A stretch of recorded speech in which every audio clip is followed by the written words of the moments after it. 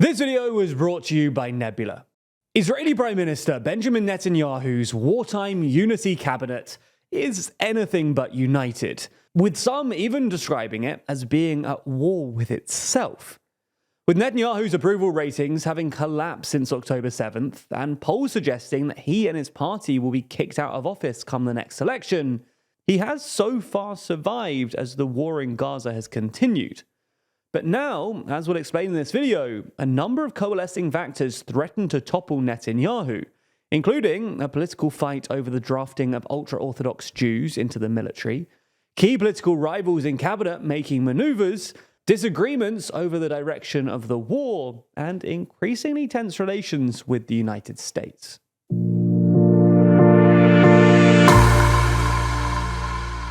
Before we start, if you haven't already, please consider subscribing and ringing the bell to stay in the loop and be notified when we release new videos. First things first though, we need to explain a little about Israel's Haredi community.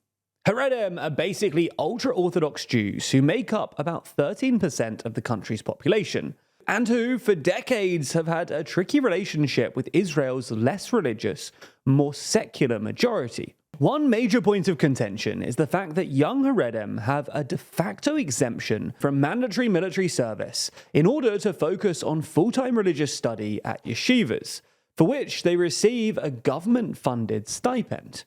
Back in 2017, Israel's High Court ruled that the blanket exemption for yeshiva students was unconstitutional, and ordered the government to pass legislation to rectify it within a year. But there were a series of extensions to that deadline over the years, due to political instability that saw 5 elections in less than 4 years.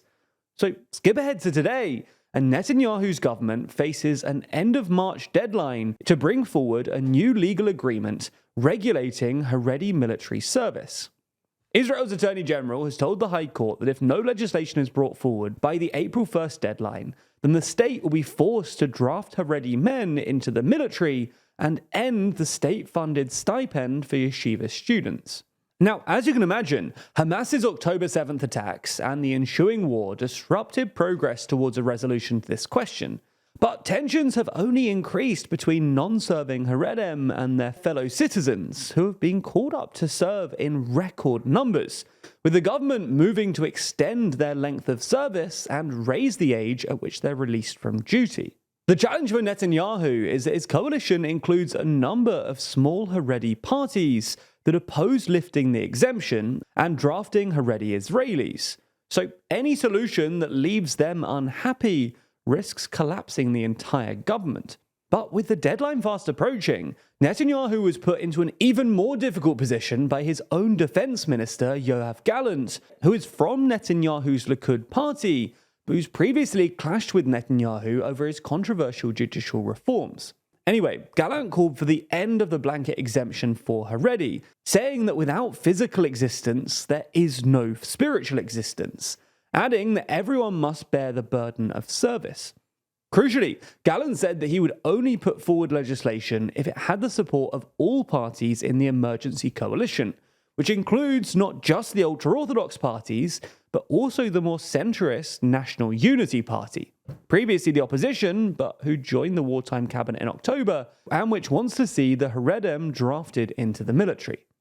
Now, the National Unity Party is led by Benny Gantz, who, despite serving in the wartime cabinet, is basically Netanyahu's top political rival. While Netanyahu's popularity has plummeted since October 7th, Gantz's party is far ahead in the opinion polls, which suggests that the anti-Netanyahu bloc would comfortably oust Netanyahu's government if an early election was held. So let's consider some possible outcomes here. If the proposed legislation is designed to be acceptable to Benny Gantz, it risks falling foul of the ultra-Orthodox parties who could potentially collapse the government. But if it goes too far the other way in order to appease the ultra-Orthodox parties, Gantz will refuse to endorse it, Gallant won't bring the legislation forward, the deadline will come, the exemption will end, and the state must start enlisting Haredi students and halt funding yeshivas. This outcome would also prompt the ultra-Orthodox parties to pull out of the government, precipitating its collapse. And given the polling we talked about earlier, Netanyahu has a reason to fear an election, while Gantz, who effectively wields a veto over the legislation, has a whole load of reasons to want one, especially one in which the issue of ending Haredi exemption is at the front of people's minds, given that most Israelis support ending it. For Netanyahu, it appears that he's pinned his political survival to the war, knowing that when things settle down, he will, in all likelihood, be voted out of office when the Israeli public get the chance. As such, he's unsurprisingly warned that a general election during the war would mean defeat for Israel, the exact dream of Sinwar, Nasrallah, and Iran, referring to the leaders of Hamas and Hezbollah. But Netanyahu won't be able to avoid elections forever, and there are other visible cracks in his government too.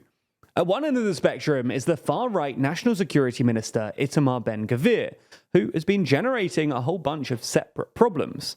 For instance, he wanted to ban Palestinians and restrict Arab Israelis from worshipping at Jerusalem's Al-Aqsa Mosque during Ramadan, a proposal that prompted top cabinet members to sideline Ben-Gvir and take over his responsibility for policy decisions relating to the Flashpoint site. At the same time, Ben-Gvir, who has publicly called for the government to end ceasefire and hostage negotiations with Hamas, instead saying that we must intensify the war. This is the only way we'll win. This is completely at odds with what the United States, Israel's staunchest ally, has been calling for, and will only serve to fuel the Biden administration's growing frustration with the Israeli government. And separately, the US has strongly rebuked Ben-Gvir and far-right finance minister Bezalel Smotrich for advocating for the re-establishment of Israeli settlements in the Gaza Strip. At the other end of the cabinet spectrum is Benny Gantz. He just recently made a high-level visit to the United States, where he met with Vice President Kamala Harris, among others. Gantz didn't get authorization for the trip from Netanyahu, who is said to have been furious, and gave Gantz a tough talk, reminding him that Israel has just one prime minister. So that's Netanyahu's current situation. He's being pulled in opposite directions by different factions of the cabinet. And there are decisions which need making imminently, which could risk toppling his government. The two key ministers, Gallant and Gantz, seem to be acting independently of Netanyahu in ways which intentionally or unintentionally seem to undermine him. At the same time as all of this, Netanyahu is watching his key rival, Benny Gantz, on an unsanctioned trip to the US, meeting with Kamala Harris and Antony Blinken, which suggests that Gantz is much more palatable to the White House, and, as one analyst puts it, sends an unmistakable signal of unhappiness with Benjamin Netanyahu. If you want to keep learning and expanding your knowledge, then I'd recommend that you check out Wendover Productions' brilliant series, The Logistics of X.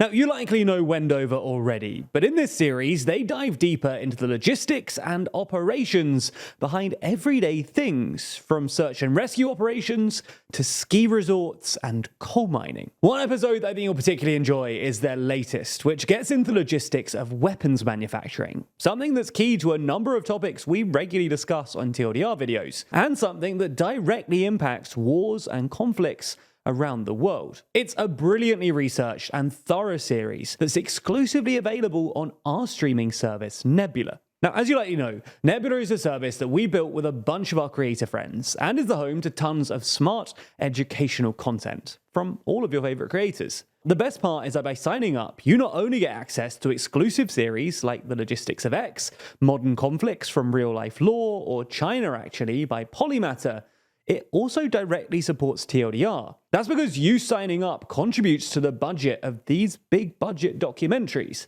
and helps us grow and expand our ambitions. So if you want to get more superb content and support TLDR, then if you sign up using the link below, you not only support us directly, but you also get Nebula for 40% off an annual plan.